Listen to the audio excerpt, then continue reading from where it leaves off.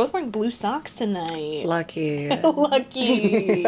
Mine have tennis balls. Mine have grippy bottoms. Speaking of grippy bottoms, how mentally ill are we feeling about Taylor Swift's engagement? I'm fine. Okay, now your turn to ask me. How are you? What? No, I'm actually feeling, I had No, for sure. No, same. I had probably an outsized reaction when I first got the news. Like, I think I had like a physical reaction. Yeah. Like, I was just like, Describe it. like my whole body kind of shook like this. Did you think it was an earthquake? Earthquake! And I did like tear up. And I Yeah. didn't cry. You missed it.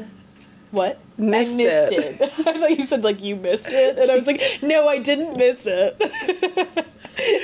You got a little misty. I got a little misty. It's like someone who has struggled romantically in your life for many years, finally finding something that works well for now is what I'm going to say on record. No, I think this is going to be a very happy marriage. Then what's the for now? What's the qualifier? Well, there is a 50% divorce rate is all I'll say in this country. Wow. And I believe it's higher in Hollywood. Like, where would you set the line? I don't know about betting terms. Like, what's the over-under? Oh, I don't know how to do that either. I'm a girl. Here's just what I think. I think she's a business. I think she is in love with Travis. I think this is a love match. I think she has found someone who matches her freak. Mm-hmm. And I think it's actually all very sweet. We didn't talk about the podcast episode. I don't think we've actually done a podcast since they had it.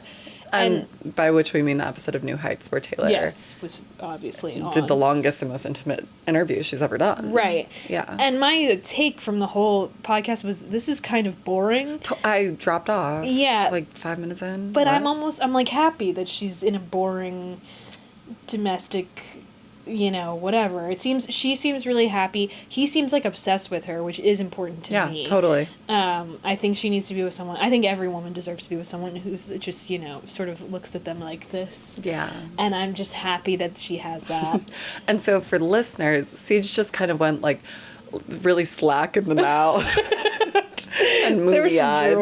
Yeah. Yeah. So I'm happy I do find them generally kind of boring, but I think I'm like very happy. That's good for her. Yeah. Yes. Yeah, good yeah. for her. I Right. think she's been with a lot of like losers. And it's hard for the most famous woman in the world to be in a boring relationship, which is amazing. Right. And like, I don't know. I don't even think it's that boring. And I think like she is a businesswoman, and I think this marriage will like open up I think it's already like she's doing a business marriage low key, but I think it is also a love match, I want to say. Okay. I that's the aspect of it I dislike, candidly. I think there are no good billionaires. Yes. Taylor Swift is not the exception. For sure, I agree. I think the way she continued, like, the fourth vinyl press. I am totally on your side here. And, like, do I need her to expand the market size of the NFL, a famously corrupt league? No. Which tolerates, like, domestic violence and sexual violence and all CTE. And perpetuates violence via CTE. I saw a lot of Twitter stuff that was like CTE gap relationship. Yeah, like, so the business aspect of it to me is actually it's icky. I agree. Super icky. Yeah. No, and if either of them takes this as license to start acting more, well, miss me with that. Killatrav for sure will. Killatrav wants to, and I hear Taylor is directing. Sure. Why not? I don't know if that's... Directing what? Like, I think she's, like, gonna direct a feature length. Okay. I might be starting rumors. Okay, well, You heard it on BookStupid first. You heard it here. Killa Taylor. I am with you that the business aspect is icky, but I think that's a part of what's... I think it's hard for her to separate the romance from the financial aspect. I think the business of it all, which is gross. But that's also all she's ever known. Right. She's monetized her like most intimate emotions. Yes. Her entire true. life. Good so point. I can see where she might be a little confused. Yes. I am happy for them. I am excited to I think I have an unpopular opinion. I think The Ring is fine. I think it's disgusting in that it's massive and like I think it's hard when a ring is that big to be nice, honestly, because it's just like, okay, all I'm seeing is dollar signs, like it's not, there's nothing like, but I think it's very her. Kilotrav's dollars. Yeah, Kilotrav's dollars on Taylor's hand. Yeah, but it's very her, which I like. Yeah, and that it's kind of ugly. Yeah. And it's like romantic. Exactly, and like looks old but is brand new. Like so, like Etsy. Completely. It's a big ass Etsy ring. Yeah. So I'm happy. I don't know. I think everyone was like, the ring is so fugly, and I'm like, what did you expect? I think it's nice. Period. It's nice. It's nice for and it ain't a paper ring at Joe Alwyn. Broke ass bitch. That's another thing. I do hope he is sad. I hope he's sad. If he were a better man. Yeah. If he were a better man. That is crazy that they were together for 2 years and he put a ring on it, and like Joe Alwyn couldn't. He didn't want to. He didn't want to. That's literally what it is. And like, truly, after the podcast, I was like, these two freaks found each other. Like, they're both so fucking weird. Yep. And yeah, so I'm a little bit mentally ill, I would say. Well, do you think you'll go? Listen, I am available at any point in the next 2 years, aside from the 4 weddings I have coming up. I saw another tweet that was like, she should hide one wedding invite. Yes. In a vinyl. That is like, that's something she would do if she could the vinyls. She would monetize, Yeah. Yeah. It would go nuts, so bananas. And remember, like, 1989 era when she was doing those, like, secret listening parties across the city. And I get that was before she, like, really became, like, a universal, ubiquitous talent or, like, just, like, celebrity. Yeah. That couldn't get away from her own celebrity. But she could go back to that. Fraternize totally with the lay people. Yeah, why not? And I mean, this whole like stretch, I would say, has gotten her back in like normal, which is weird because she's like dating an NFL superstar, but like going to the football games, like. Yeah, so actually that did kind of chafe me, the caption. Oh, the caption is horrible. We should actually talk about that copy because I agree. Your English teacher and your gym teacher are getting married? Yeah. It's so bad. Here's my thing. And like, but, okay. Yes, it's horrible, but it's also like, that's so her. So part of me is like, I have to celebrate her cringe behavior. But on the other side, I'm like, can we not be a little bit sincere about your engagement? I also think her self-concept is so warped, where, like, she thinks she's, like, a twee little, like, she thinks she's a country mouse, barefoot in the kitchen, like, running into the room to tell Kilotrav that she's got her master's back, and he has to take off his headset while he's playing video games. Literally, that was in the first 5 minutes of the new Heights episode that she was on, and Mittens and I were listening together, and Mittens is going, see? Kilotrav, too. Because Mittens famously plays a lot of video games. She needs to do a remix of Sweet Nothing where it's like, he takes off his headset and says, "What a mind." First he says, "What?" And then he says, "What a mind." He says, "What? No, I meant what a mind." Oh, wait, also, what's your name? Oh, right. My name is Claire. And I'm Molly. And this is Book Stupid.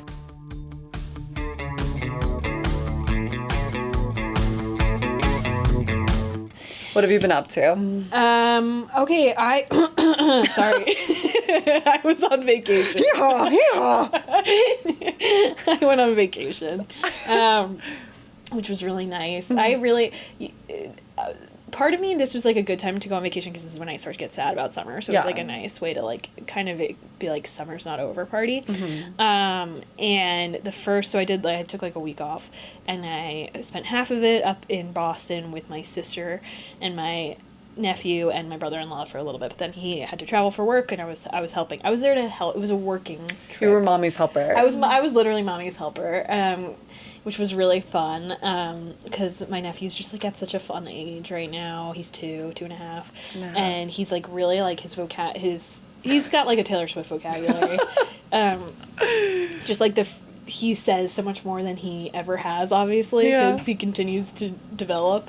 And it's just like it's getting so fun. Yeah. And he like will just be like, he just like tells you what he wants and how he wants to play. And like, I woke up one morning and I walked out of the guest room, and he's sitting at his high chair. He also like rules the roost. Of course. Yeah. And he's sitting at his high chair just like eating a cake pop. Smoking a cigarette. Yeah. Eating a cake pop. Oh, yeah, that guy's always eating a cake pop. He's eating a cake pop, watching TV, and he goes, Auntie B. That's what he calls me. What do you want to do today, Auntie B? Oh my It's like God, the first thing he Rizzler. said to me. I know, he's so the Rizzler. He's so cute. He really is like the cutest kid in America. We maintain, like, we will never know what the Rizzler actually is. Don't tell me. But he's just so freaking cute and so fun. And what did you want to do that day? I kept telling him, I was like, I just want to play with your toys. Oh, nice. Or like go to the pool. Like I was just down to play. Yeah. Which was great. And we did go to so all this to say, like, he's like developing his like this mastery of the English language that I find fascinating. He's like getting to the point also where he's learning how to manipulate with his words. Oh yeah. So like when he doesn't want to go to bed, he'll be like, I have to poop. Or like, I'm hungry, and it's like, I just watched you eat a cake pop, but okay. I famously had a very early bedtime until I was very old, because I shared a bedroom with both of my brothers until I was like It's crazy. 13. It's crazy because it wasn't necessary. Oh yeah, there were 2 additional bedrooms left wide open in the house. They were on a different floor, and I'm the oldest, and my mom particularly was freaking out about sleeping on a different floor than one of her kids. So instead she had a 12-year-old. Sure. Woman. Well, that's an exaggeration. This girl was 2 years out for menstruating minimum. Yeah, I know your timeline. I don't know why. I'm 10 years older than Will. So like a 2-year-old. That's crazy. It's me sharing a room with Nicholas right now. That's crazy. Your nephew, yeah. So when I was like, hey, I'm really not tired. And this is probably when I was like 10. And I was, going to bed at 7:30. I would then go to the bathroom. Didn't have to ask permission, but they'd see you walk across the hallway to the bathroom. But I'd stuff a book in my pajama bottoms before I went and pull my shirt over it so they couldn't see I was bringing a book in. I should have just hidden the book in. And then I'd sit in the toilet, in the tank, like a true prisoner. And I'd go in there and just be reading the whole time. But like, it'd be like 30 minutes. But my mom would start like banging on the door. Like 10 minutes. She's like, time's up. Literally, Molly, what are you doing? And I'd be like, my stomach hurts. And like, I have IBS. Yeah, but like every night. It's a good lie. I have to take a 30-minute shit. But then it'd be like, it'd start at 10 minutes and then it'd be like every 5 minutes. Molly!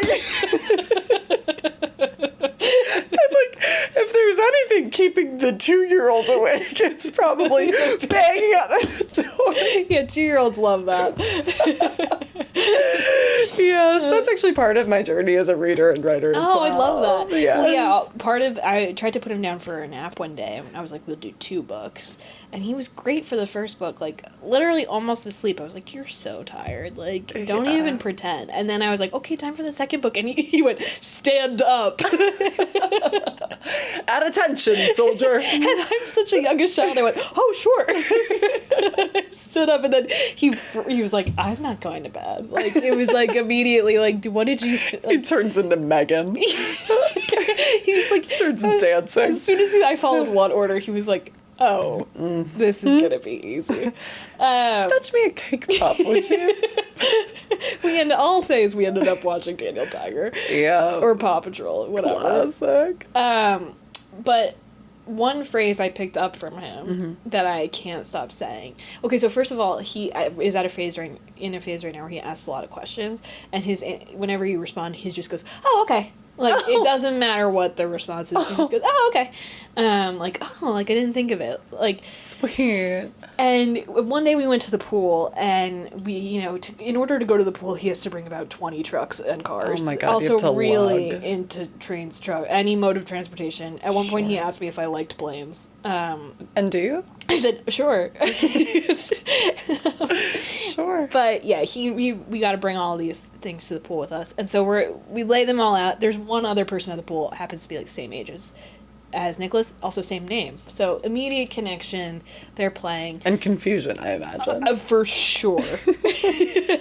But they're playing, and other Nicholas like picks up one of Your Nicholas's Nicholas's. trucks and starts playing with it, and Nicholas just goes, "Oh, okay." And it has immediately entered my vocabulary. Oh, okay.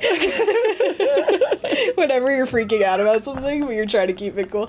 Oh, okay. Oh, that's so sweet. It was really cute. God, I but also love that so guy. funny.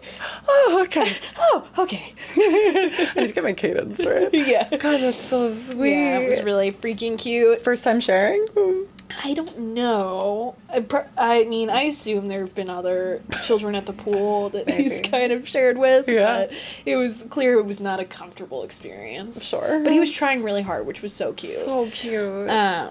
But yeah, that was that. And then I went to the beach for like 5 days with Jubes. We had a romantic getaway. This time you stayed at a romantic getaway for 2 with 2. Yes.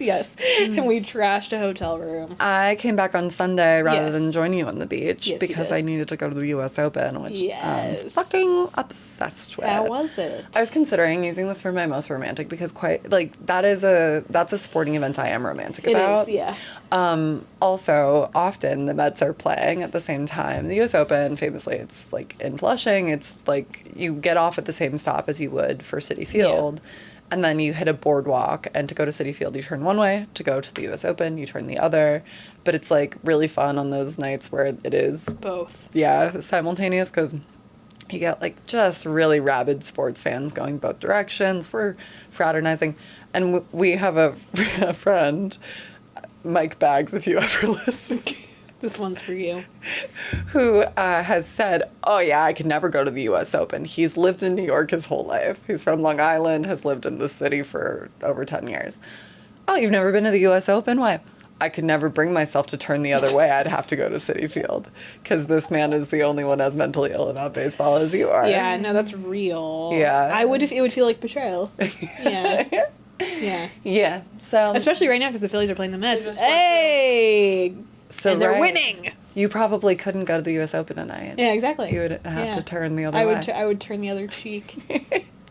Well, I happily went to Yeah. the Open. I'm being like really cool about being a dog mom. I had to Yes. leave after the second set of Djokovic's match because I had made Mittens watch Hector the night before because I was at the beach Yeah. at the Tiki Bar. And he'd never been to the Open before. And I've been a bunch of times. So I let him stay with my brothers and I went home. They went Oh, on. I see. Okay. Yeah. So the three of them carried on. Yeah. Because we were there for the night session on like day one of the first round. Yeah. And it was fun. Like they do the men's match first in Arthur Ashe. We watched Djokovic. He's probably retiring this year. That adds like a whole like Yeah. romantic kind of like stake to it. Yeah, but where he's kind of a nasty man, isn't he? I like him. Okay. He's the GOAT. He has Yeah, I more mean, he is, yeah. titles than anyone else. But the kid playing him was 19. Put up a good fight. Okay. But still. It was still good tennis, but yeah, like he cleared him in 3 Yeah. sets. But then, so the women's match was, I think, good, but the men I left, my brothers and my husband, didn't stay to watch the Arthur Ashe women's match. They walked over to Louis Armstrong, another adjacent court, to watch Medvedev and Bonzi. Sorry if I'm getting his name wrong. Yeah. Medvedev has been in the game for a long time. This match was really exciting. Okay. I'm so fucking pissed I missed it. Yeah. But tennis, you know, like, there's like different rules of decorum depending on the tournament. Right. Like, Wimbledon pretty buttoned up. Yeah. You see that even in the way they dress. They have to wear all whites. Like, it's like kind of like, sip pims. Like, it's very like. It's very la-di-da. La-di-da. Like, oh, there's Kate Middleton. Okay, yeah. Who dyed her hair blonde, did you see? No. Have to dig into that. Yeah. French Open, a little bit more French. Stinky. Baguettes, butter. But the U.S. Open is cool. Yeah. And, like, sometimes it overlaps with or New York Fashion Week. It's, like, very, like, cool and a little bit more renegade. Yeah. And you're allowed to wear whatever the fuck you want. Yeah, that's America for you. But still, there are all these, like, stuffy guys who are like, tennis is a country club sport. Yeah. And fans should hold themselves to high degrees of decorum, and, like, it's basically like whisper and, like, golf clap. Yeah. No. So, in various sense, I mean, like, that's part of, like, how Serena's career, like, she was maligned throughout it because, like, people thought she was too loud, too, like, aggressive when she was challenging calls. And it was like, no, like, this game and this, like, institution is actually, like, not only just stuffy but often wrong, and, like, challenging it advances the sport and, like, helps everyone. Yeah. Whatever. So the US Open has a little bit higher tolerance for it, is all I'm trying to say. Medvedev, though, I think was pushing the boundary. Ooh. He was losing to, like, a kid who should not have been losing to. Like, he was seated far above him and was really pissed about it. So he's about to get cleared in 3 sets. Like, did not win a set. The kid is serving for match point. Like, it's game over. Okay. And the kid faults, so misses his first serve. Yeah. And then is about to fault on his... No. He faults on his first serve, and a journalist or a photographer, like, kind of runs across the court. But it's after the serve has already happened, and he faulted. Like, it was, like, not in. Yeah. But it's kind of like the... I told her about a crazy thing that Philly did. Yeah. But you're right. But the ump is freaking out, too. He's like, get off the court. So the umpire's like, all right, he gets to reserve. And now Medvedev is going nuts. He's like, bullshit. No, he doesn't get to reserve. He turns to the crowd. He goes, no, fuck it. Like, he's, like, amping them up. And now that's very French. He's Russian, actually. Well, but yes. But yes. Yeah. And now the crowd, which, like, my brothers and Mittens are a part of, they're all going, second serve! For 4 minutes, they stop play. Medvedev's amping the crowd. And this Wait, they're saying second serve? Because they're saying he doesn't get a reserve. Oh, it's his second. Okay. And so this poor kid is so wigged out. He double faults. Like, he does get a second serve, but he whiffs it. I don't think he double faults. I think, like, Medvedev returns it, but he loses the point anyway. Yeah. So they're playing on, and now he's just, like, given up. Like, he totally gives up the next set. Like, he's not even reaching for points. It's so sad. It's like, you can see, like, the defeat. Because the crowd turned against him, and he's just like, why am I even, like, he was about to, like, take out a legend in the game. I know. That's sad what the fans can do. But sometimes it's like you have to show mental strength in the face of... This is why it's good that we have sports psychologists like Belly. Totally. Thank you, Belly. and we're back in Cousins. Sorry, no, I did not mean to take us to Cousins. I gotta put money in the Cousins jar. I'm sorry. Yeah. So basically the kid, like, almost gives up, but now the crowd realizes what they have done. Yeah. And so they kind of turn around. They go like he. Oh, they rally behind it. Yeah, like now we're into the fourth set, and the kid like actually has a good game. He takes maybe the first game, and now the crowd's like, yeah, and he's kind of going like, okay, yeah. Tinkerbell. And by the end, the crowd's fully behind the kid again, and he wins. After all that, the kid wins. I'm happy for him. And Medvedev smashes his racket. Good. Smashes his racket. Yeah, it was a real upset. Deal with your anger issues, I know. Medvedev. Is that I his know. name, Medvedev? Yes, but I actually kind of love when they smash their rackets. I mean, I do. I actually really like watching tennis. It's one of the few sports outside of baseball that I have interest in, and I like the theatrics of it all. Yeah, totally. I think because it's so buttoned up, it almost like Right, it's like loosen up your buttons, babe. Okay. Will Schuster is back in the room with me. I think you're right, though. And it's like a concept very relevant to romance novels. It's like when it is so restrained, when you get those moments of breakthrough where someone... Of release. Yeah. Tennis is a very spicy sport. Actually, yes. Well, that's why we have challengers. That's why we have... So totally true. Why we have challengers, yeah. So that was my big thing. Wow, I love it. That was so interesting. Thank you for sharing. No, it really was. I'm sorry, I just launched into it without asking your consent for a sports story first. I must approve all sports stories. That's your beat. Yeah. I was thinking we should do as an exercise. I don't think I've really read a sports romance. Me neither. So that could be interesting. But We should. Yeah. If we read a cowboy romance, we can read that. Exactly. Yeah. Yeah. Do I have visible boogers? I feel like I do. Booger break. Jupes. All right, so let's get into culture. Okay, Because Taylor Swift isn't culture. That's our friend. That's our personal acquaintance. Just like that was us catching up on our lives. That was just emergency content that needed to be made. Yeah. Yeah, what are you indulging in right now? Well, I did read a romance. Ooh, tell me about it. It's called... the names never stick for me because it's just... ChatGPT. Totally, but this was a Christina Lauren, and I do like reading them. I do like reading them as well. So Christina Lauren, for those of you who don't know, is like a friendship duo. Yeah. Or no, author duo. Yeah. It's like but they are friends, yeah. I'm sure they're friends, yeah. Like, and our name would be... The trouble is neither of our first names really work as like a double last name. Oh. Yeah. We could be a man. Grant Young. Grant. LL. Dashing. We act like that's not our law firm. Oh, yeah. Oh my god, I need That's to... Grant and Young. Sorry, go ahead. Huge booger. All right. It's Grant and... You want to repeat that part? What? It's Grant and Young. Oh, yeah. The law firm is Grant and Young, but when we are co-authoring a book, that's Grant Young. And it has the added advantage of people thinking it's a male author. Yes. So we are going to sell. We are business women first. Unless we're one businessman. Oink. Yeah, so I do actually kind of like them. Yeah, they have that one book that is amazing. Yeah. Love in Other Words. Love in Other Words. Yeah. Okay, so this one was not bad. Okay. Well, yeah, I do think they have a... I think I've read... I think I talked about it previously on the pod.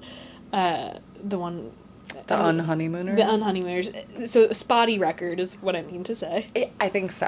Yeah. I wonder whose fault that is, Christina's or Laura.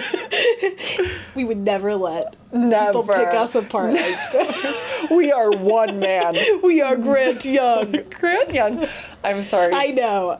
Maybe that's what we write, like, historical fiction under. He sounds so hot. Grant Young. Yeah. Okay. So this is called the soulmate equation. Okay. And what is it? Could someone share? Girl. The premise of the book. Okay. Our romantic interest, our guy, is the founder of a tech company. Sure. That uses your genetic material. Okay. To give you love matches. It's a dating app. Okay. So it's like, here, spit swab, and now you have, on a scale of 1 to 100, a degree of compatibility with another person based on 3,500 different biomarkers in your DNA. Yeah. Eugenics. Eugenics and you better hope one of your descendants doesn't kill. That's why I won't do 23andMe.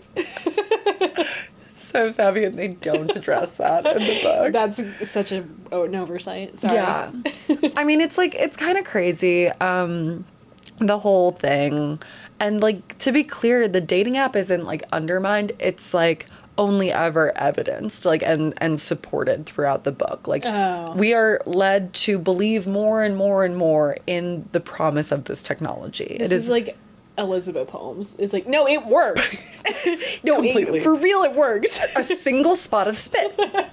And we're able to know who your soulmate is.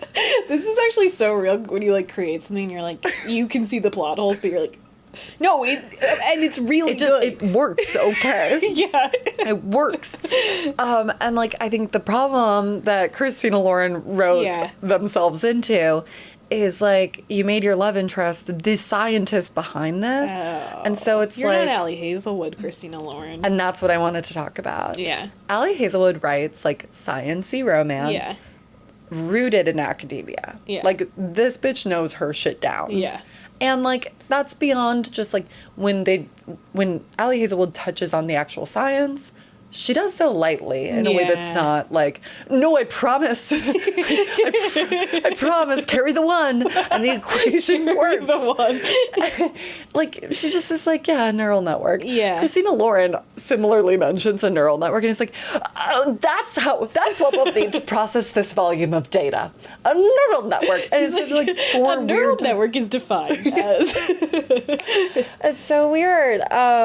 So, yeah, they give themselves absolutely no space to question the technology itself, because that would it would unravel the male love interest. Okay. And then, like, the obviously, like, problematic premise of all of that is it just, like, completely negates choice in anything. Right. It creates a new... Right. It's basically just like, if you are compatible with this system, you should be together.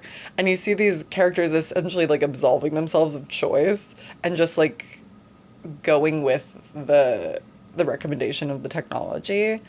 And never do they, like, grapple with that being problematic. Because, like, even at times the male love interest, the founder of the tech, is like, yeah, and this could be great for, like, matching employees with jobs. It's like, and you're like, okay, I'm about to start a Discord. Yeah. So that's bad.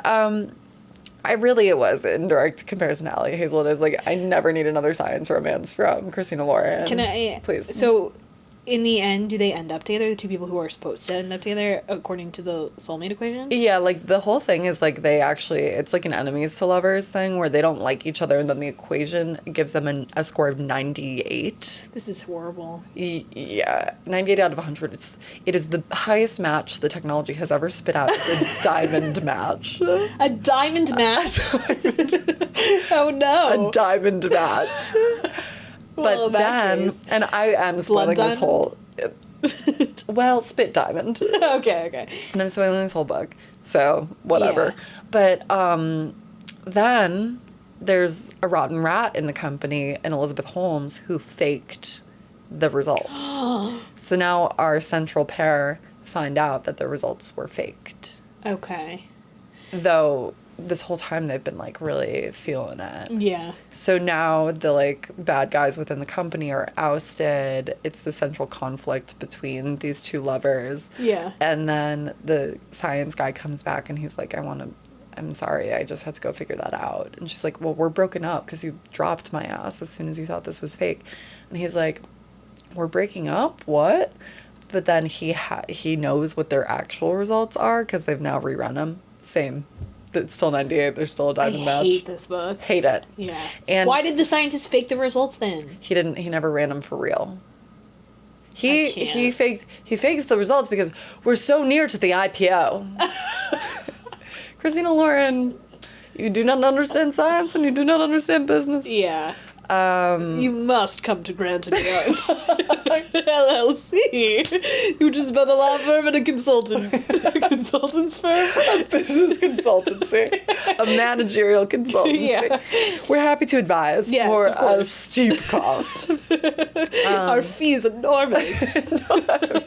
Yeah, and then the other element, I have read next to no romances where it's like she has a kid. Okay. Or there's a kid in the balance yeah. of the romance. Okay. This is Some one people of them. like get off on that. I know. Yeah. Not I. No. The only instance I can think of that I've read previously, it was a Tessa Bailey short. And like to the point that some people get off on it, like, yeah, people who like Tessa Bailey. Oh, say that. Like people who like breeder romance. Yeah. Ooh. Oh, yeah. Well, Well, this whole thing is kind of like reminding me of like, or not remind, it's giving like the year in which we live. The trad wife. Yeah, totally. Like, sorry, I don't want to. Yeah. Like, I feel like the better route would be like an anti-tech route. Totally. Where it's like, no, the tech is not. The tech like, is completely redeemed. right. in I the feel like entire book. they just like took the wrong. Totally. Like Yeah. on every count. Yeah. And then this is like the true cherry on top, the poison cherry. So this daughter, she's 7 years old. She's never had a dad. Yeah. Biological father, never in the picture. The mom, our protagonist, understandably very conservative, very scared Right. of exposing her daughter to the volatility of dating. Sure. So now she has her true diamond match in this man. We do 2 skip forwards at the end of the book. We get a 2-month skip forward and then a 2-year skip forward. Okay. These epilogues. In the second epilogue, it's mostly like rooted in his perspective where he's thinking about proposing to her. Okay.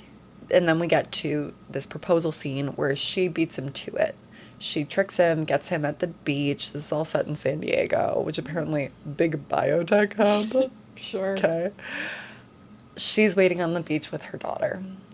It's a double proposal. No. Uh-huh. The daughter starts. She proposes, "Will you adopt me?" And the way she seals that deal, she hands over her results as a match with him. No. What are they? What mother would ever let the child run Yes. What if it's like a 20? What if they're not compatible at all? True. Also, what if she kills? What if she decides to do crime? She's screwed. Right. And an all too perfect ending. Lo and behold, the daughter's also a diamond match Of with course. him. I hate this book. Hate it. Yeah. and You then- did read it in like one day, though, right? I read it on the train home from the shore because you guys had my good book. I'm sorry, I left yeah. it at the beach with them. Yeah. Yeah, that's all I got. The take on tech, wrong. The take Yeah. on family building, wrong. Yeah. But That's interesting. I also read a book that had children in it. say it. Do you want to? No, that's all I got. So I read the whole purpose of my vacation was to read on. Well, not the whole purpose, but what I really wanted to do was read on the beach. Yeah. And I did it. And I got 2 recommendations for books, both from my sister-in-law Megan, who reads a lot of romance. So I went in with summer romance, followed quickly by problematic summer romance. 2 completely different books and authors. Summer romance was by Annabelle Monahan, I think her name No is. conflict, very smooth. Really, really smooth. Right. I think I talked about, I read one of her books previously, Nora Goes Off Script, Yeah. which I really liked. So I was excited to dive back in. One thing I know with Annabelle Monahan is we're not getting smut. Oh. Which is a choice for me to make that on a beach Yeah. vacation, to say I'm not going to read smut on the beach. I'm not going to do it. So anyway, it's a non-smut, which I almost like, sometimes just when I've been reading a lot of like smut, I'm like, I need like a palate cleanser, but I also still wanted to read like a romance. So that's what kind of influenced this one. And I actually have to say, I think it is admirable to write a romance that doesn't like, that I want to read, that isn't like chock full of just disgusting scenes. Yeah.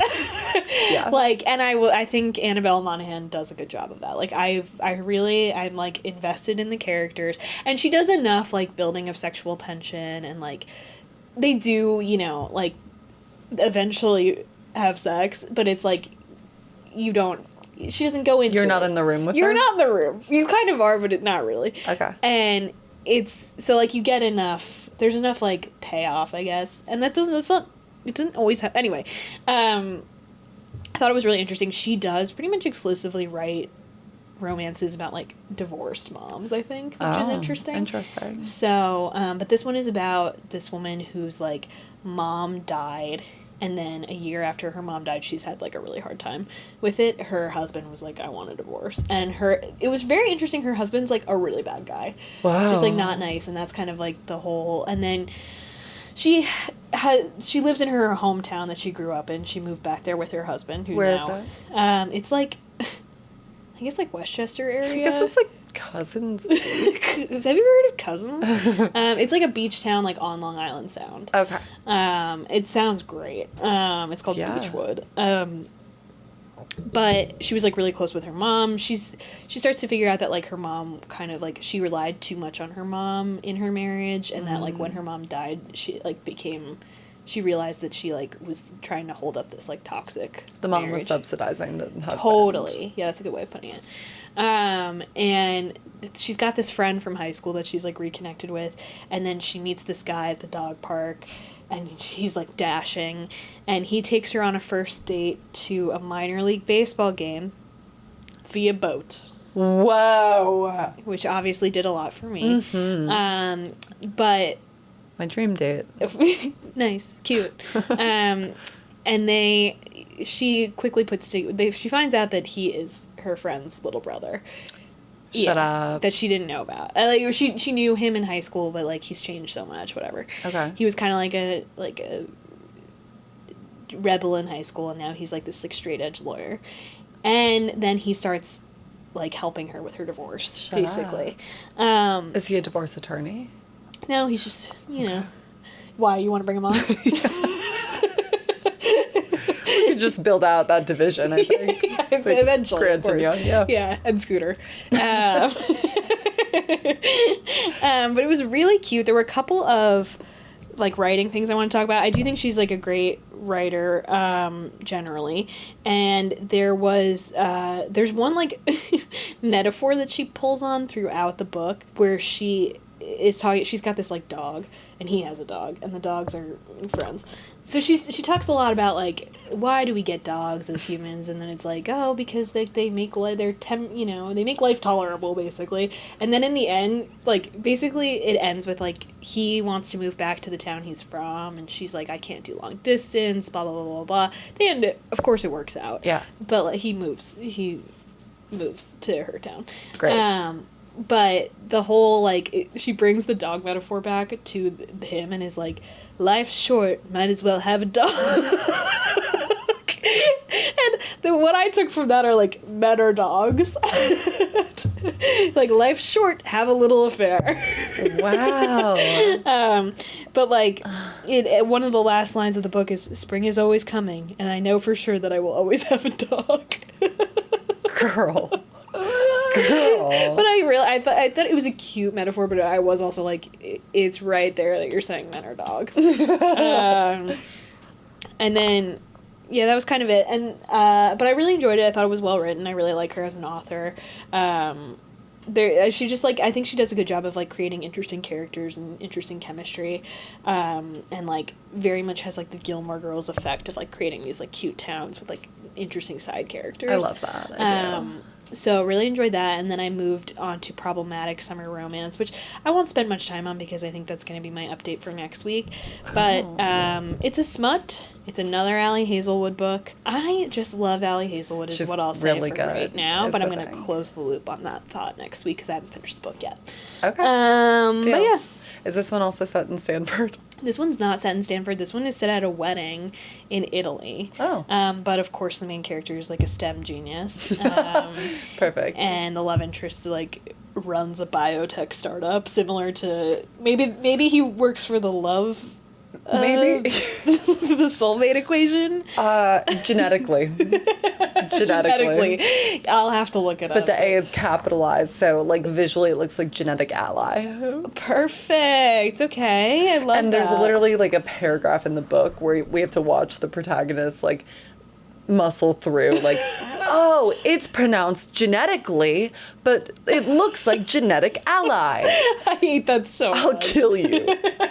That's it's something that kind of pisses me off in a book where it's like, you're a writer. Get those, like, don't create memory-making moments in your book. Like, come on. Right, you're also not everyone's a business person. Not everyone works for our firm. It's fine. Yeah. Well, that's fabulous. Yeah. I'm into that. The only other media I consumed was Mountainhead. Okay. Which is that Jesse Armstrong, come on, the Succession creator. No, I know him. Yeah. I don't know the... Yeah. He did a feature-length film. Okay. I think his first, maybe? I don't know. No, but he made that one about the recession. You know, The Big Short. He did The Big Wasn't Short? that him? That's so cool. I think that was him. Love that. Yeah. Yeah. Watch me be so wrong. It's important to never fact check. Yeah. Yeah, no, I don't know. This was very much like in the style of Succession, and it was like actually a nice kind of like paired content with the love equation, the eugenics book, which also makes a point of being like, so this is not eugenics. Sure. Yeah. But it was like the premise is it's like the 4 richest guys in the world. Well, they're within the top 10. One of them isn't. Whatever. It's 4 billionaires, American tech billionaires, who are all kind of like sequestering in one of their mountain houses named Mountainhead, like Fountainhead. Sure. Because they're all super problematic. Right.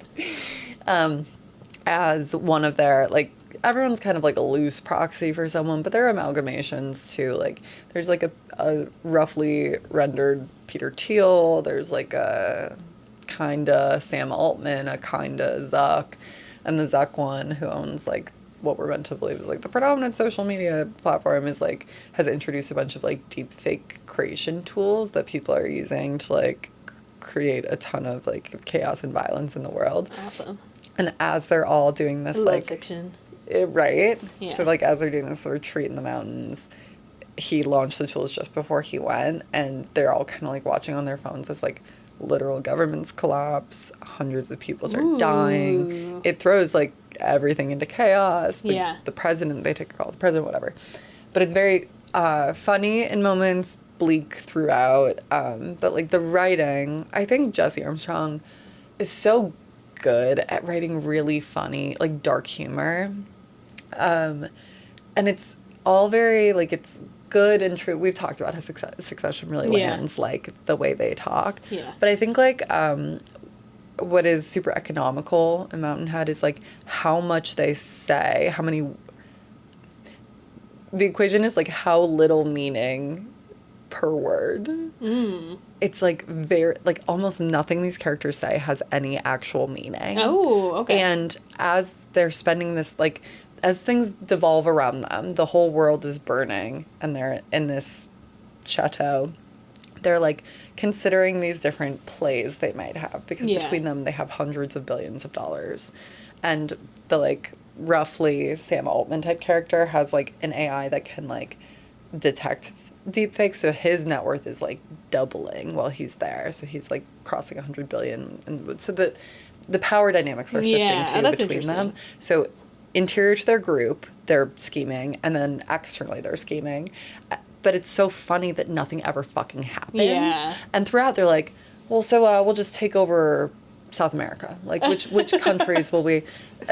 We'll just do a coup. Like and then it's like, well, should we just like coup the U.S. just kind of take over and like increasingly insane stuff. Yeah. And then the plot where they keep saying, oh, like ideating increasingly extreme ideas, though they actually do nothing. Is it kind of mimics the language where like they say so much. Yeah. They keep and like Steve Carell's character like waxes poetic about Kant and, like, all these different, like, schools of thought. It's very Peter Thiel. Yeah. But he never actually fucking, like, thinks anything. yeah, there's Yeah. nothing, like, of substance at all. And I kind of liked that pairing where it's, like, plot and actual dialogue Yeah. are doing this thing where it's, like conjuring this big, great, powerful word. No, like, you're not. It's empty. Yeah, and the empty, that paradox is, like, where a lot of the humor in the movie actually is. And you're like, oh my God. There are moments where you think, like, oh my God, is something actually going to happen? Like, at one point they're, like, going to kill one of their own. Sure. But for the most part, it's like, these are big, dumb idiots. Yeah. Who just, like... Who talk so much. Yeah. In such big words and have so much power, but then it's almost like, how much power do they realistically have because they're so fallible and, like, small. Right. Brained, too. Yeah. Yeah. That's very interesting. I like that. It was weird. Yeah, I actually really enjoyed it, though. Yeah. Was it in the theater? Stream it live on HBO Max. Oh, shoot. Okay. Yeah. I like that. I like when, like, someone does something interesting with... something unexpected, I guess, with dialogue or writing. Yeah. That was such a dumb thought. Not at all. And to tie it was a nice paired content with the love equation or whatever. You were like, this is the dark underside of genetically. This is how you make art about tech. Yes. This understands the medium in which it's playing. Yeah, I think so. Interesting. Yep. Cool. Anyway. Any hoozle. I watched... Sorry, can I... Please, let's say. I watched 2 movies with Jupes on our vacation that had me thinking about steaks. Low iron. Big meaty. I was so excited to say that joke. Low iron. Sorry. No, of course I'm talking about steaks, like the writing steaks. But we watched 2 different rom-coms. The first one is one of my favorite rom-coms ever. You're about to say a movie I've never heard of in my whole life. I totally am. Yeah. Julia had never heard of it. Uh-huh. It's called Return to Me. Written and directed by Bonnie Hunt, guys. Come on. Bonnie Hunt? And so, yeah. Who's Bonnie Hunt? I think you're thinking of someone else. I think you're thinking of that woman. There's that little woman. Yeah. Rhea in Yes. Succession. Yeah. No, Bonnie Hunt is Cheaper by the Dozen mom. Oh, love her. She's so fun. This movie is, I think I probably told you about it before because I love it so much. It takes place in Chicago in the summer. What more can you ask Perfect for? place. You're not going to sing the song? Return to me. That song is central to the movie. It's, I think, a Dean Martin song. Okay. But it stars David Duchovny, who is, in my opinion, one of the hottest men alive. Yeah. He's so hot, and he's styled so well in this movie. It is giving Conrad on steroids. Every time Cousin's jar. Fuck. Cousin's jar. Every time he walked on the screen in the movie, Julia and I went, "Oh, that's his color." He's wearing a different color every time. I just think he is like so whatever. Anyway, it's him and Minnie Driver are the stars of the movie. Yeah, she's awesome. Yeah. It's a very like crazy plot. Where 9/11. So let's start with 9/11 in Chicago. This David Duchovny is married to this woman who works at the zoo and is like very attached to her gorillas at the zoo and wants to create like a new habitat for them. And they're both going to this fundraiser for the habitat, and it's very romantic. They're clearly very in love. The point where you're like, something bad's about to happen, you know? And then on the other side, you're seeing Minnie Driver in a hospital bed, like clearly like dying maybe. Oh. David Duchovny's wife dies in a car accident on the way home. Is he in the car? He is I think. Sure. Yeah, we see him with Is blood it all his over. fault? I don't think so, but we don't dig into that. We really just see like they're on the dance floor and then all of a sudden they're in the hospital. Minnie Driver, meanwhile, needs a heart transplant. Guess whose heart she gets? The gorillas. Well, you're kind of keying into something. She gets the wife's heart. Yeah. Later, she goes to the zoo and the gorilla goes, Shut up. The gorilla puts his hand to the glass, and she's like, and Julia saw it coming. She was like, they're about to have a connection. I'm sorry, that makes my skin crawl. Yeah. That gives me the heebie-jeebs. I mean, the whole premise of the movie is crazy, and then, but it's a very charming movie because Minnie Driver like lives and works at this Italian Irish restaurant that's run by her and Polish. That's run, allies. Yeah, that's run by her grandfather, who she's always lived with, and he's got this like group of old men who work at the restaurant and hang out and only listen to Dean Martin's Return to Me. It's just a very like charming vibe. Okay. And then David Duchovny comes into the restaurant one night in his year of mourning post wife dying. Sure. Meets Minnie Driver, is like immediately taken with her, and then they start this like very, very sweet romance. She's kind of thought to be this like innocent woman who's like never really dated. She's dating she's best friends with Bonnie Hunt also. Sure. And Bonnie Hunt Bonnie Hunt is also married to Jim Belushi in this movie, and they have like a billion kids, which is like part of the fun. She's always over at their house. Cool. And Jim Belushi's always wrestling the kids.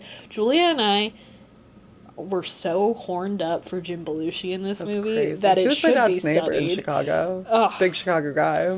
I mean, he is so hot in this movie in like a dad bod way. Yeah. It's hard to explain, and he loves Bonnie Hunt. It's like very hot. Bonnie Hunt.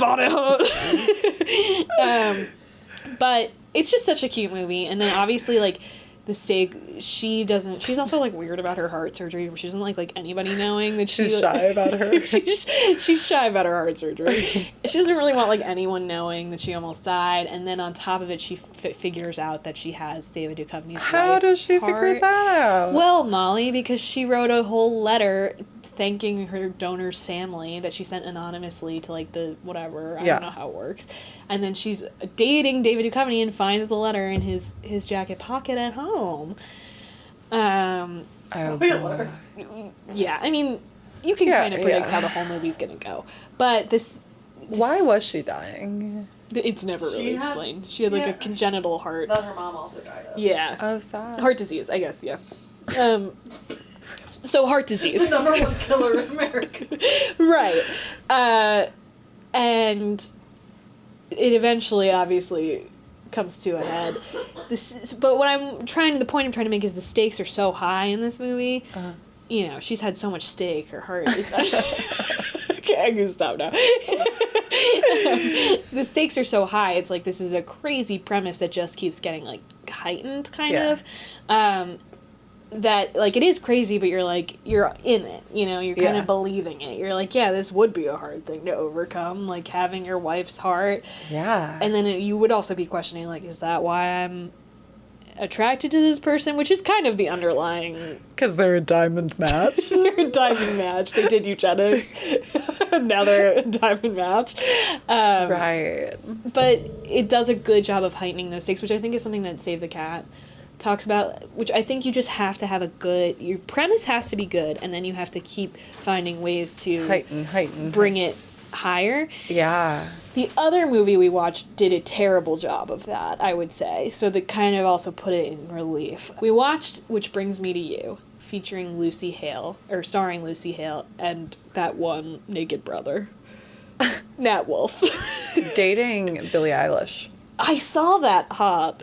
I do think Nat Wolff is hot. Me too. The stakes in that book were movie were not well done. Mm-hmm. So it's Lucy Hale and Nat Wolff meet at a wedding, and they just like kind of like each other from the jump. Like there's not even like a meet cute. He's like late for the wedding, and she's like, you were late.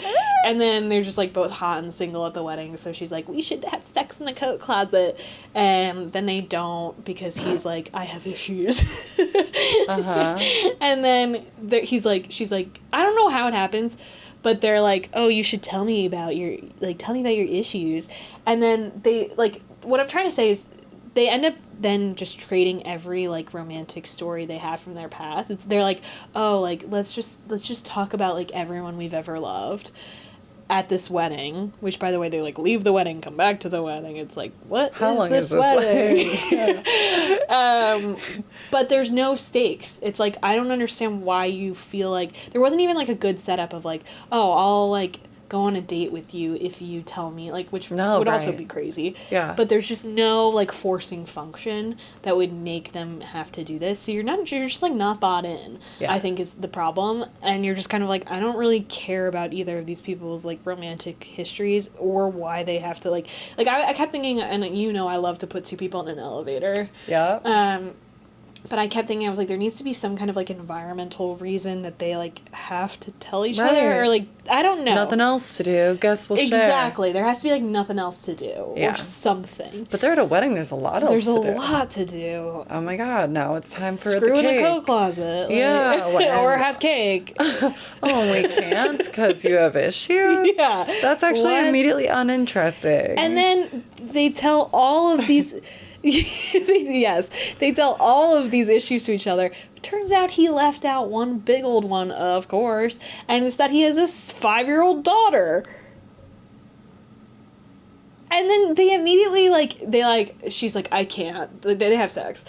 And then she finds out that he has a daughter, and she's like, I can't, and runs away. But then they both immediately are like, wait, this is, like, the most meaningful connection I've ever had, and come back to each other on the beach, and it's my like, God. I don't believe any of this. So it just, in one night, in one night, Molly, would you believe? I wouldn't.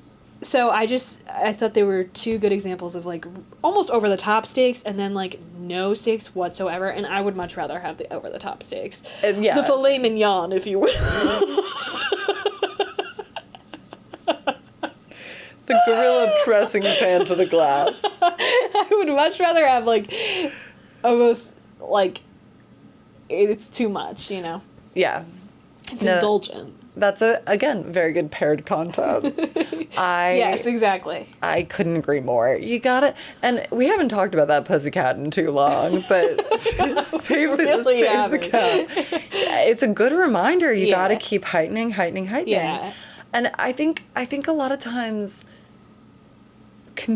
like literary fiction can be a little bit more like ambient, because it's like the part of it is like the prose is more of the focus than the plot in some cases, but also it's like sometimes considered like artful. Yeah. Or like elevated to like be less obvious. Yeah. But like I'm like, no, you still, No. like, I started at the beach, and this is one I'm going to put a pin into talking about next week, because I'll certainly finish it. Broken Country is what I started and then left, but I need it. Yeah. That's contemporary fiction that has been quite commercially successful, but is also, like, very, I think, good writing. Like, it's in that literary fiction category. But it reads like a fucking thriller. The pacing is very so fucking hard to do. Yes. I imagine. And that's what everyone would ideally do. But if you can't do that, at least write a thriller. At least save the cat. At least save the cat. Yeah. Yeah. And, like, I don't know if Bonnie Hunt has, like, a comedy background, but it feels very, like, comedy. Bonnie Hunt.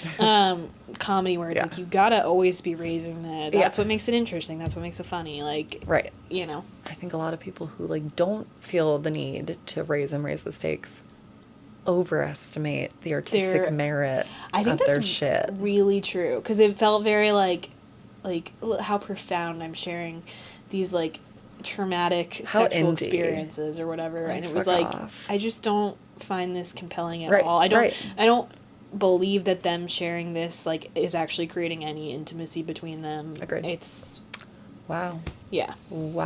So anyway, that's my take on the culture, etc. etc. Love it. Shall we talk about the exercise this Let's week? do it. So we've talked about this in the past, but what we're doing this week is we're kind of like we're doing personality. I'm bored. For those of you listening, Molly just did a big open mouth yawn before screaming, I'm bored. So we decided, this was something Erin pitched to us, like, she was like, sometimes I take personality tests as... Just to make sure I'm still good. No, as her characters. Yeah, as her characters, to kind of get in their headspace, like, how would... And I thought it was, just to tee up, I thought it was really... a good exercise in, like, how would this person make decisions? Totally. I found it very useful. I completely. Do you want to reveal your results first? Yeah, I know you did it for both. Oh, yeah, I did it for both my main character and my love interest. I just did it for my main character because I'm still getting to know her. Yeah. And I think we did the same test. We did the 16 personalities. Yeah, which I think is just Myers-Briggs. Yeah. It gives like that abridged. add one. Say that again? It doesn't just do the 4 main letters of Myers-Briggs. Oh, it gives a fifth. It gives a fifth, yes. Yeah. Anyway, my protagonist, it turned out to be an ENTJ-A. Okay. So Myers-Briggs, just a quick breakdown. It's where do they fall on a spectrum between 2 poles? The first of those poles is extroverted versus introverted. In this case, she was at 78% extroverted. That's a high index. For all you fucking idiots. She works for genetically. Which looks like genetic ally on paper, okay? Then the next spectrum is mind. It's the first pole is intuitive, the other is observant. She skews towards intuitive, 74%. The next is her nature. The 2 poles are thinking versus feeling, skews 70% towards thinking. Then tactics, the poles are judging versus prospecting. She skews towards judging, but like less severely as in the other categories. She's like a little bit closer to prospecting. And then finally, identity, there's like assertive versus turbulent, and she's 64% towards assertive, which is like the most in the middle she gets. She's pretty firmly in the camp of these like far ends of the pole. So like collectively, that makes her the commander. Bold, imaginative, strong-willed, always finding a way or making one.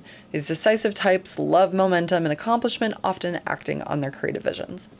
So I felt like this was true, but I agree, like a lot of the value for me was in like putting myself in the position of making decisions. Yeah. So like we, having taken the test, know all the like inputs that kind of got us there. And what I found myself, like I was quite sure she's extroverted and good with people and easily social.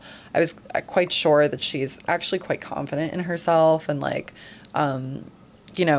results and efficiency oriented, like is going to step in and like make a new process or like innovate a new solution because she's like both audacious and like competent. Yeah. But then what was a little tougher, I think, is like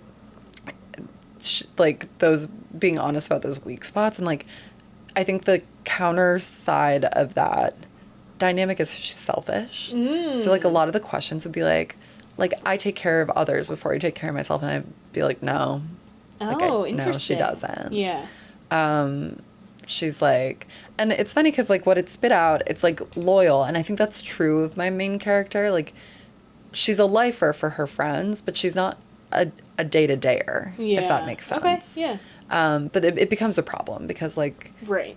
your loyalty is obviously in question when you can't be there in the moments that matter. Yeah. But yeah, like charitable, no, not really.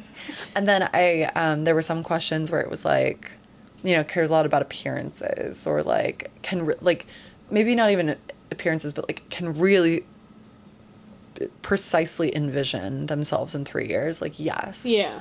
I just think she's wrong about what she sees. But interesting. it's not a confidence crisis. It's like a she's just wrong. She It's runs like hard. Too much confidence. Yeah. Yeah.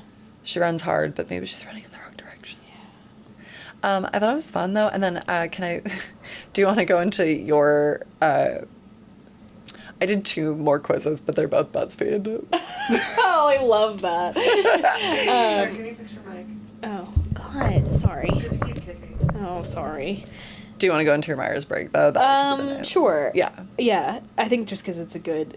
So I am an EN. Well, I'm not. Nell. I'm actually an INFP for the record, but Nell, my main character, is an ENFJ. So we are 1 letter off. You're an ENTJ. Thinking versus feeling.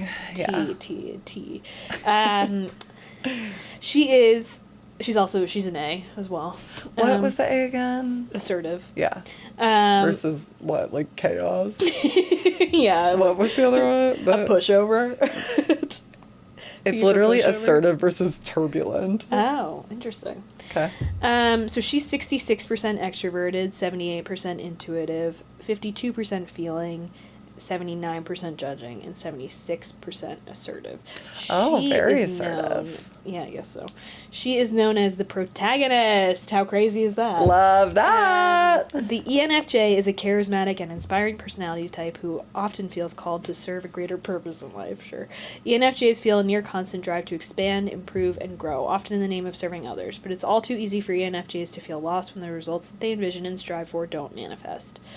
So yeah, I felt that it was really, with you, really helpful to like think of how she would make decisions, and I was always like in places where I'm like, there were questions like, do you feel like you can, like, that you like don't make decisions easily or something like that? I would be like very strong, like, disagree. Very assertive, She makes yeah. decisions, like, I feel like I knew the answers to those questions really well. Yeah. Like, she is really like knows what she wants and knows how to get it. Like, that is what I know.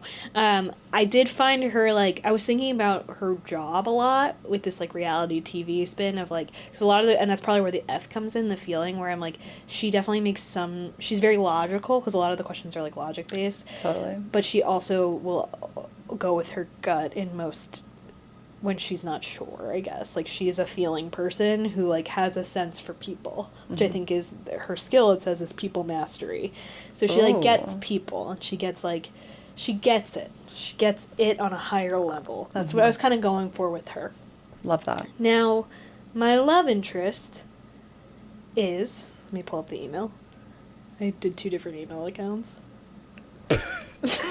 You made email accounts for your characters. If anyone wants to reach out. I also put them in Hogwarts houses. I'm just kidding. He is the commander.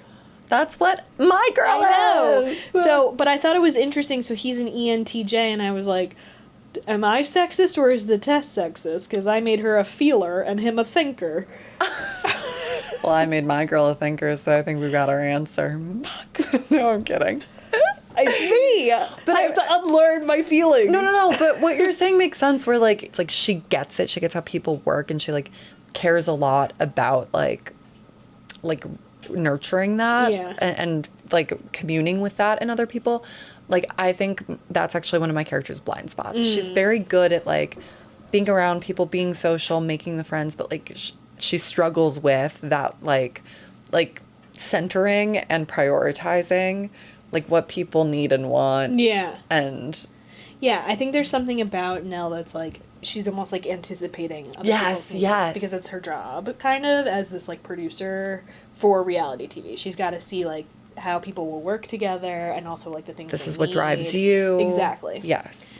And I It's a think great business skill. Grant and Young has it in spades, to be clear. Spades.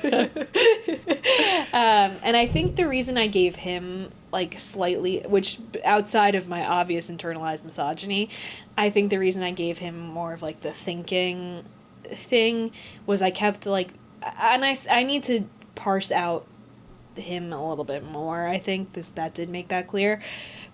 Where I want them, and I think I want them to be very, very similar, which I think that makes sense. Yeah. That their personality types would be so similar, but I want him to be like just slightly like they need to have like one key area where it's not exactly right. And so I was like, he's a sports guy, so he's probably really like analytical and like numbers oriented. So I kept like answering questions like that for him, where it's like he's a little less like he's a little bit colder perhaps. Yeah.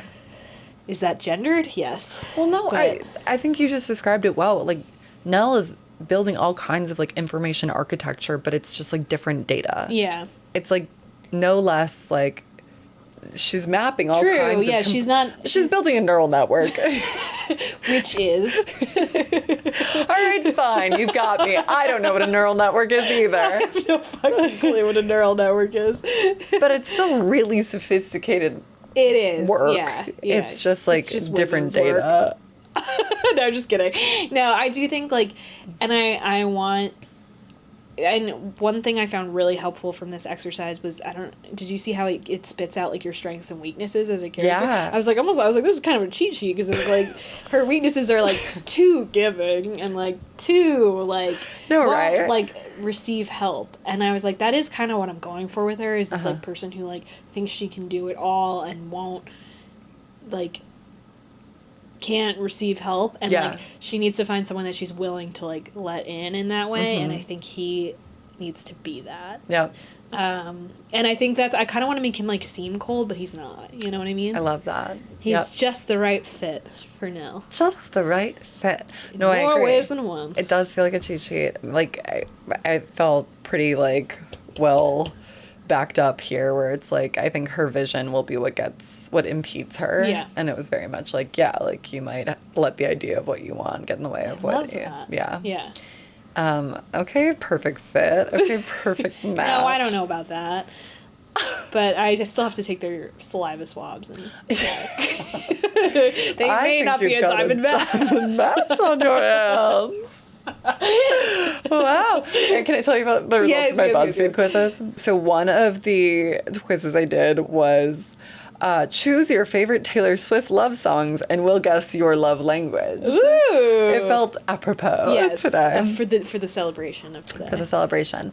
And again, I think the input's as valuable as the output. Yeah. To be clear, the output was physical touch. Are you a toucher?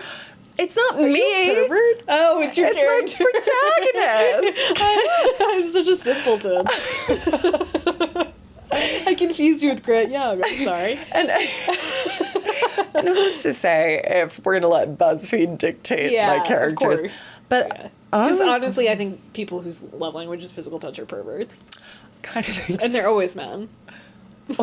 Or maybe mine has the Myers-Briggs and the love language of a man. Yeah. But the inputs I thought were fun to choose, because it was like, what would this bitch like? Some of her selections I'll just fly through. Sparks Fly. Ooh. Great song. She chose Red. But like the other options, like, okay. Gold Rush, King of My Heart, Paper Rings, You Belong With Me, Speak Now, or Red. Sorry, I just glitched. I would go Gold Rush. Glitch was not an option. I think that's what a glitch. I would have picked Gold Rush. Well, I'm not. Oh my god. Am I a baby? I can't be trusted. Yeah, Call It What You Want was her selection among Call It What You Want, Invisible String, Mary's Song, Sweet Nothing, Stay, Stay, Stay, and Tim McGraw. Yeah, you were right. And now I'm with the protagonist, and yes, she would pick Call It What You Want. Okay, and we'll do one more random sample. Okay, you actually, this time you guess. Oh, I love that. Okay. Okay, what would my protagonist choose between So It Goes, Daylight, Maroon, New Year's Day, Labyrinth, and Cowboy Like Me? Having trouble placing Labyrinth. I don't. Yeah. I think Cowboy Like Me. Yeah, that's. It was a tight race with Maroon. Yeah, I was gonna say Maroon was my fighter until you said Cowboy Like Me. Cowboy Like Me, which famously is on your playlist for your novel. Yes. Okay, so maybe she is a physical touch girl. We'll see how spicy the books get. Yeah. The other one I did was what's your love language? Words of affirmation. Oh, nice. Yeah. No, wait, that was so wrong. Quality time. Quality time. Mine is quality time. I didn't. That's the one you like to give or receive? Receive. What I like to give is quality time. Very cool. I mean, they do kind of go hand in hand. Like 2 birds, 1 stone. You don't like quality time by yourself. What's your love language? Mine is quality time too, I think. Yeah? Yeah. I can't. What are the other ones? Definitely not physical touch. Don't touch me. Gift giving, words of affirmation, physical touch. I like words of affirmation is good, but I think quality time takes. Yeah, cake. same. Yeah. What's the last one? Are we missing Acts one? of service. Acts of service. I think that's how I like to give. That's really nice. I'm such a giver.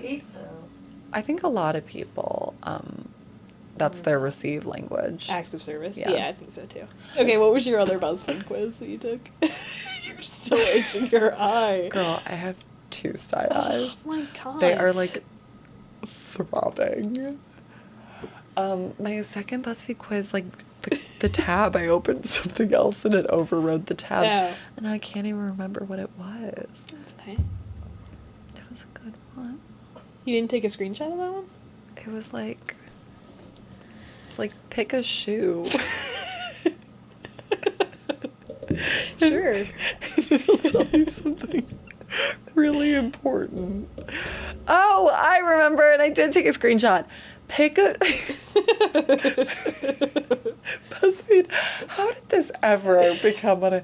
Do you know it's Chelsea Peretti's brother who Yes, founded I did. Know. BuzzFeed? Sorry, not to. Yes, I did. Yes. Pick a shoe for every color, and I'll tell you with 99.9% accuracy, genetically, how tall your soulmate is. Oh. For my protagonist, and I haven't decided my love interest height yet. So here we go. You're like, give me a height. Well, any guess height. what? The shoes I chose, the result was 6'6". Oh. A giant. A jolly green giant. In Yeah. fact. How tall is is she gonna be tall? She's tall. Yeah.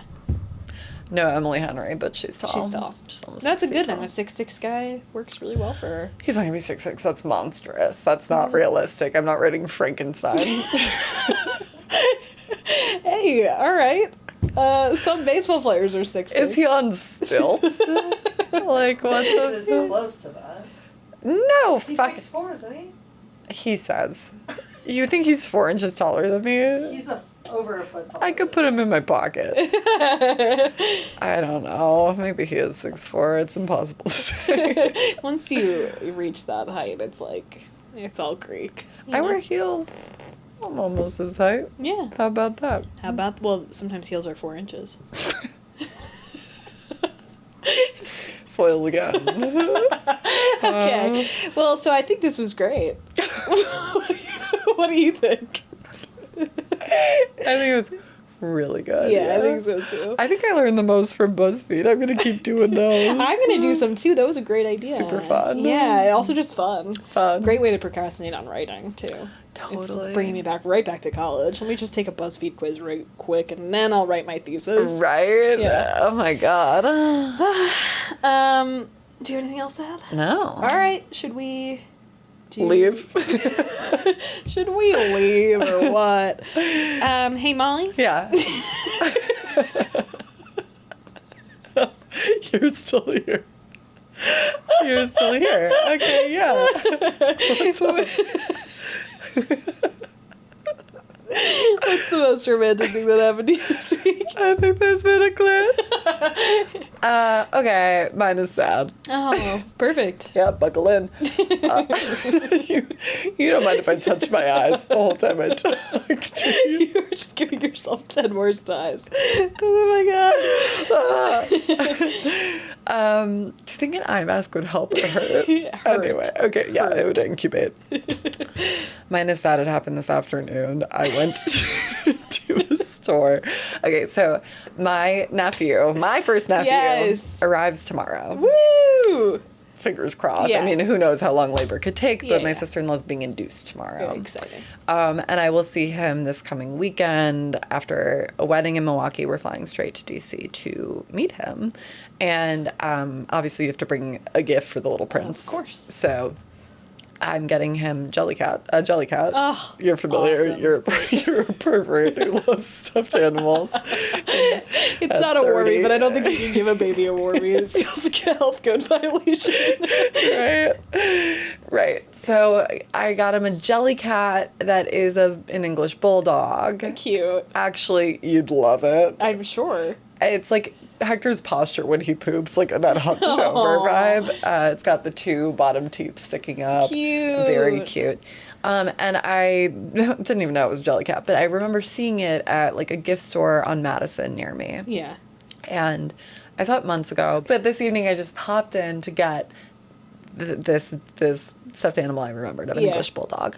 And I'm looking at the shelf of stuffed animals and I realize it's no longer there. So I turn to the guy behind the counter, little bespectacled man. Yeah. And I go, hey, do you have an English bulldog? I remember seeing one a while ago. And he goes, oh, it'd be in the back. Let me go look. And he comes back a minute later and he's kind of teared up. I'm like, it's okay if you don't have it. Hey, buddy, it's not worth it though. Hey, guy, it's all right. It's okay. No, but he's kind of tearing up and he's like, you know, I'm sorry, we just have pugs. And I was like, oh, okay. Still not really getting it. And he's like, that's the last of the stock. I only kept it in because I had one, and it's tough for me to talk about now. She passed. Pug or bulldog? Bulldog. Okay. He had kept the bulldog animal in stock because he had an English bulldog, and she passed away. And he goes, sorry, I'm a little misty. And I was like, no, I'm so sorry. It sounds like you had a good dog. And he's like, a really good dog. Oh. And then I left. What the fuck? I said, well, if I can't do commerce here, if we can't exchange Did you money slap him in the face? Holy shit. This is not how Grant and Young run businesses. Keep your inventory up to date. I'll be back.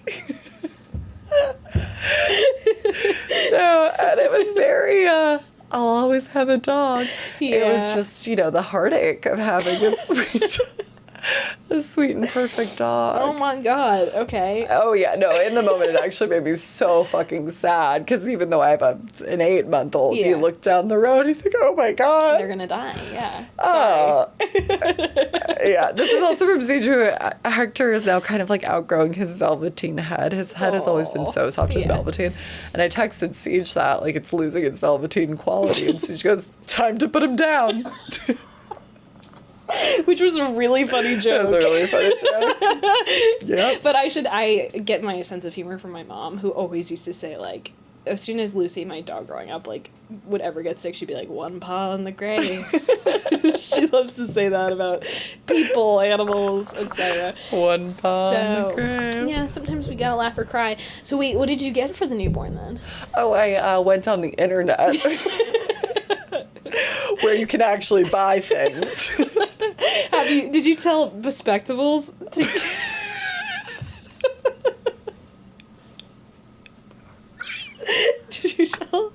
Did you tell Bespectacles to get on Amazon.com?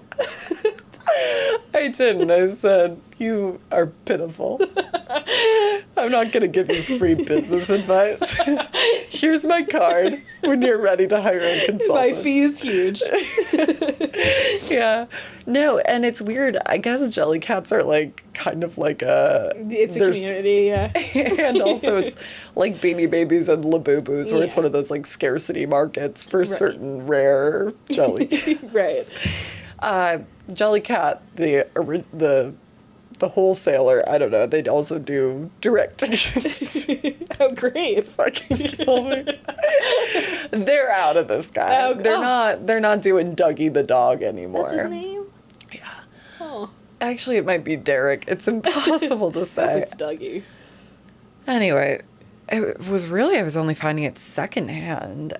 eBay, Poshmark, marked You can't up get a newborn people. on a second-hand You sure animal. can. Yeah. You can't even donate stuffed Yeah. animals most places because of, bed bugs. Bed bugs, lice, Lies, etc. the whole thing, yeah. I found a flower delivery service that had 2 of these guys sitting around. No The way. internet was amazing. Yeah. And I paid $60, including shipping, to have that sent to Milwaukee, so we'll have it in time to One bring for you, to- one for baby? Just one. Oh. You said they had 2. You only bought one. I see. Right. Right. So yeah. I'm losing my mind. Sorry, did you want one? Yeah, once you said they had 2, I was like, you gotta get both. You're right, and I was already in for Separate the them. egregious shipping fee, so I maybe just shut Yeah, up. tack on another. Yeah, so we're in business. Okay, well that is really romantic. That I love that. Yeah. That you found it, 1, and 2 that old misty eyes. Was fogging up his spectacles. Yeah. That he loved his dog so much that he couldn't bear the sight of a stuffed animal. Yeah, really. Sometimes grief is romance. Grief is romance. I agree. Yeah. So what's the most romantic thing that happened to you this week? Yeah, get in there, touching your eye. Get in there and rub your eye, pal. Okay, mine Feels so good. We say that every episode. It feels so good to scratch my eye. One of the sex scenes in my book is just gonna be rubbing your eye alone. Oh my god. Okay, I have to get through this. That is very funny. Okay, mine. So I was obviously at the beach. It's the end of summer. I was feeling very romantic about it all. And one thing I kept looking out for, and something that and this is obviously, I was in like a very privileged beach town where every house is $1 million at least. Mm-hmm. But driving around, it was so cute to me and so summery to me that everybody had their doors open. Oh, you know what I mean? yeah. Like, no, everyone had their, like, screen door closed, but, like, they're, like, first thing in the morning, like, we're driving to get coffee and every door in the neighborhood is open. Love that. And it just reminded me, and Julia also, as well, of our, like, houses as children where, like... Also $1 million. Also $1 million, thank you. Where you can just walk in and out because you're walking to the pool or whatever. In my case, I was always walking to the pool. And it just, the romance of an open door policy in the summer. Totally. Oh, that really speaks to me. Yeah.